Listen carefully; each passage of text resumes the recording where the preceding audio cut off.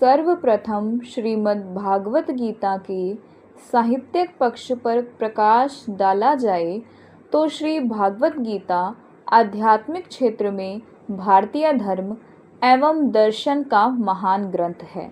इस महान एवं पवित्र ग्रंथ में मानव जीवन के विभिन्न पहलुओं पर विस्तार पूर्वक बताया गया है, जिसके अंतर्गत समझाया गया है कि एक व्यक्ति को अपने जीवन में क्या करना चाहिए और क्या नहीं करना चाहिए।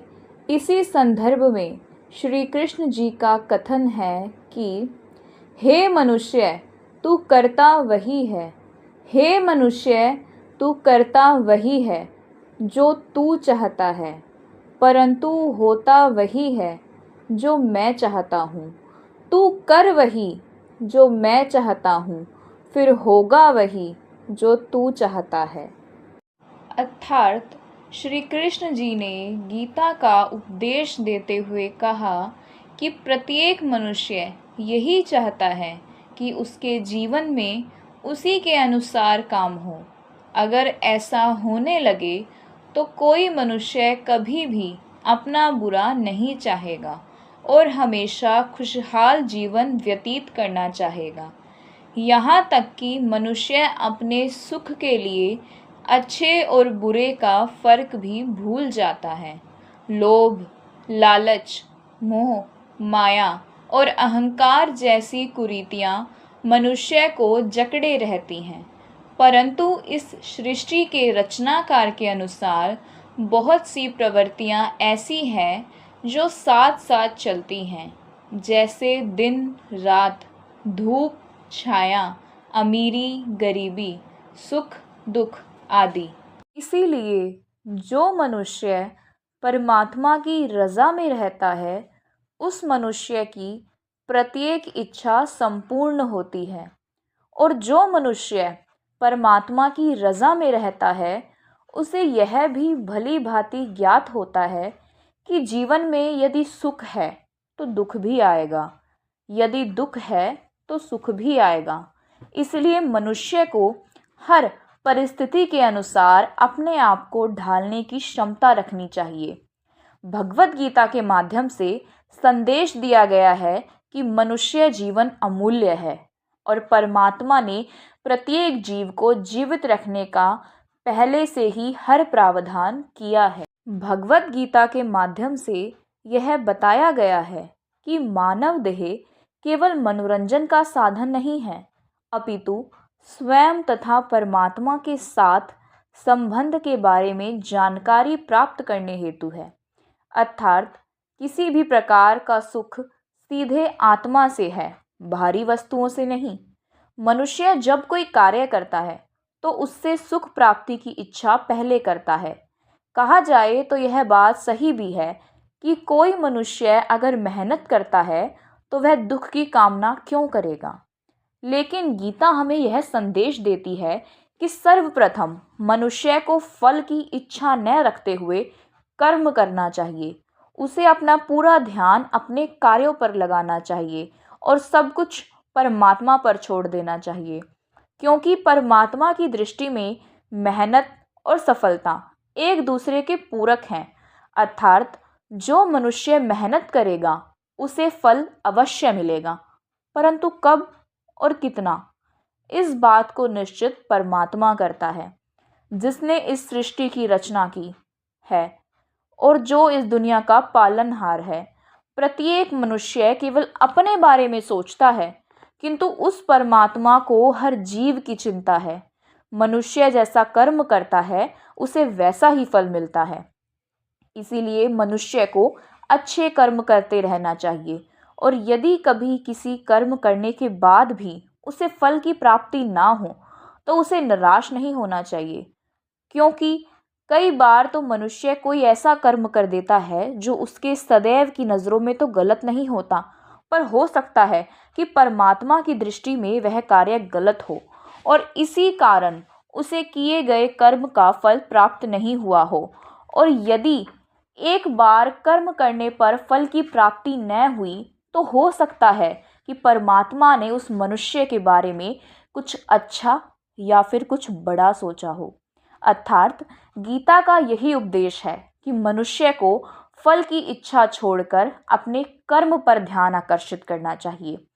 गीता में कहा गया है कि आत्मा ही परमात्मा है।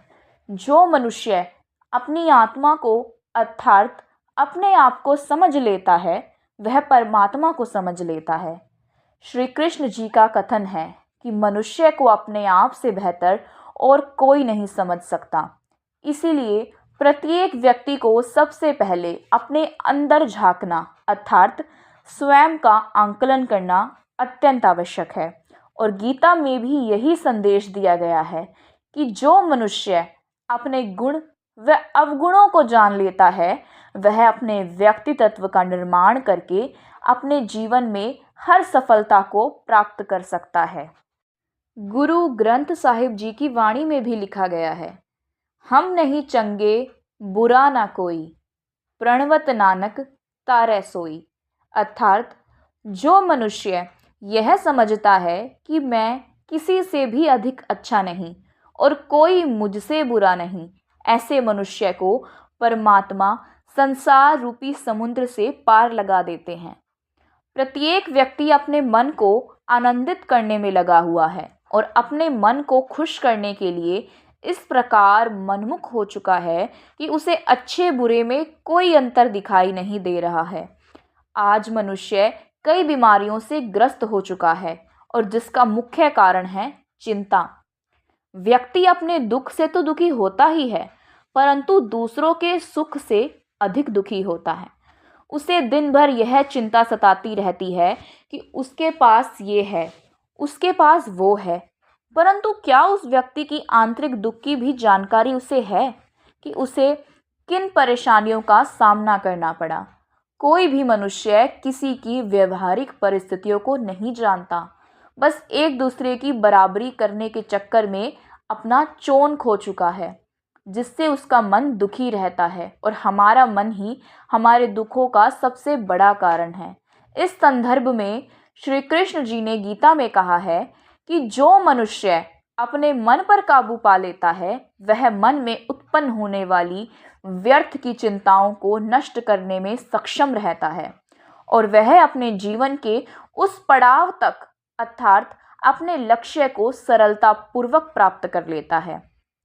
आजकल मनुष्य में क्रोध की प्रवृत्ति कूट कूट कर भरी गई है। मानव में धैर्य, सहन शक्ति, प्रेम आदि भावनाओं का तो कोई महत्व ही नहीं रहा है और क्रोध में मनुष्य आपे से बाहर होकर अपना संतुलन खो बैठता है।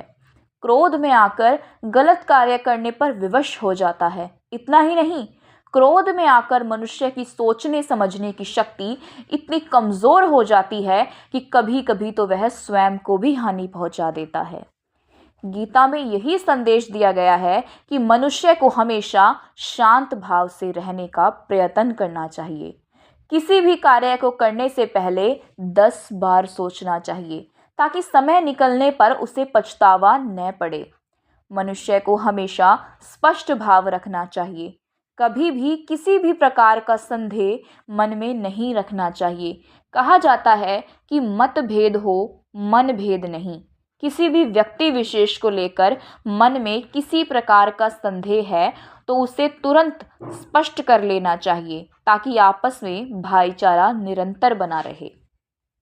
निष्कर्ष रूप से कहा जाता है कि हमारे देवी देवताओं, ऋषि मुनियों एवं विद्वानों द्वारा दी गई शिक्षा हमारी संस्कृति को अतीत से लेकर वर्तमान तक लेकर आती है। महाभारत, रामायण, वेद पुराण, गीता आदि भारतीय संस्कृति के आधार हैं और हिंदू शास्त्रों में गीता को प्रथम स्थान दिया गया है। हिंदू धर्म के लोगों के मन में गीता के प्रति अटूट श्रद्धा व निष्ठा है। जैसे जैसे समाज में शिक्षा का चलन बढ़ने लगा वैसे वैसे गीता को घर घर में पढ़ा जाने लगा। हमारे प्रत्येक प्रश्न का उत्तर गीता के अंदर विद्यमान है और आज आधुनिक युग में वैज्ञानिक उपकरणों के रहते हुए हम कोई भी कार्य सुविधाजनक कर सकते हैं। जैसे कि गीता को पढ़ने के लिए हमें किसी निश्चित समय या फिर किसी पुस्तक को साथ रखने की ज़रूरत नहीं।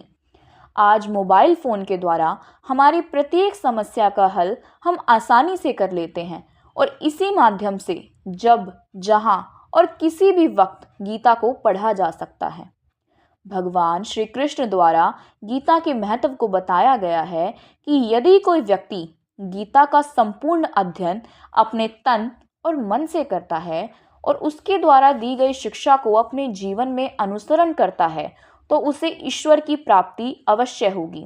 यदि कोई मूर्ख से मूर्ख, अज्ञानी से अज्ञानी व्यक्ति भी एक बार गीता में दिए गए उपदेशों को अपने जीवन में आत्मसात कर लेता है तो वह भी एक न एक दिन आत्मज्ञानी बन जाता है। जीवन की वास्तविकता क्या है? जीवन में योगदान, धर्म का ज्ञान, संकट काल में क्या करना चाहिए, कौन हमारा मित्र है और कौन हमारा शत्रु है, इसकी पहचान यदि कोई मनुष्य करना चाहता है तो उस मनुष्य को पवित्र एवं पावन ग्रंथ श्रीमद् भागवत गीता को अवश्य पढ़कर इसके द्वारा दिए गए संदेशों का अपने जीवन में अनुसरण करना चाहिए।